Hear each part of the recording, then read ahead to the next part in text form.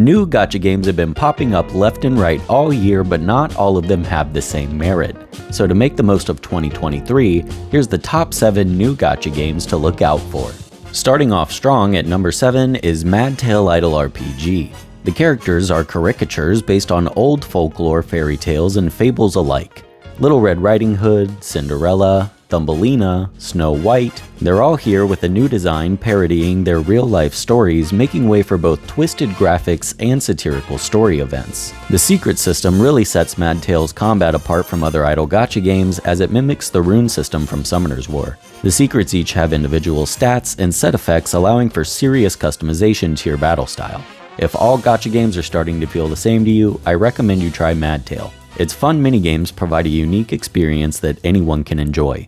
Omni Heroes gets down to the nitty-gritty of what a gacha game can do in terms of hero development, team building, and theory crafting. If you thought unit placement never really matters in games like this, welcome to Omni Heroes, one of the most, if not the most difficult game to idle through. No sir, you will not be passively waiting on idle gains, instead you'll be trudging through a swarm of content on the daily. That doesn't include the combat.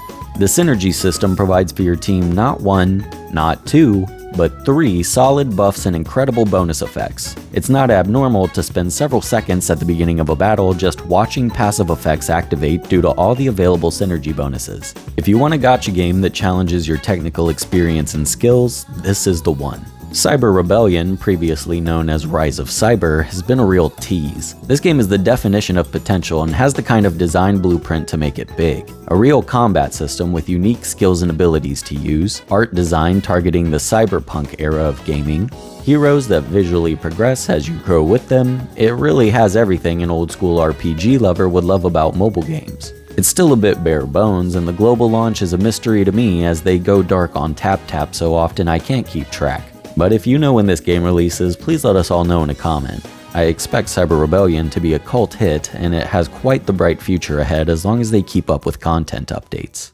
Lord of the Rings Heroes of Middle-earth had to make the list because no matter how slow it was to start up, they've been doing pretty well for themselves. I'm sure you've seen an ad for Heroes of Middle-earth at least once if you're watching this. And if you haven't, then now you will. You got all the classic Lord of the Rings heroes for all of you fans of the movie. I personally never saw it, and some of the characters surprised me with how they actually looked versus how I imagined them whenever I first heard of them. There's a pretty cool guild system where you can all work together to do things like raid or farm hero pieces for your team. In this game, you're allowed 1 giant character slot, which serves as the leader to the rest of your team, and if you like turning your brain off while team building, then practically all the faction bonuses are good enough to carry your progression. Now, I'm not gonna lie, I didn't have the best start with this one, as when I tried it, my screen looked like this the whole time, but despite my own experience, I can't deny Mortal Kombat Onslaught deserves a slot on the list. It's just so cool to see all of the infamous Mortal Kombat characters duking it out on an idle game.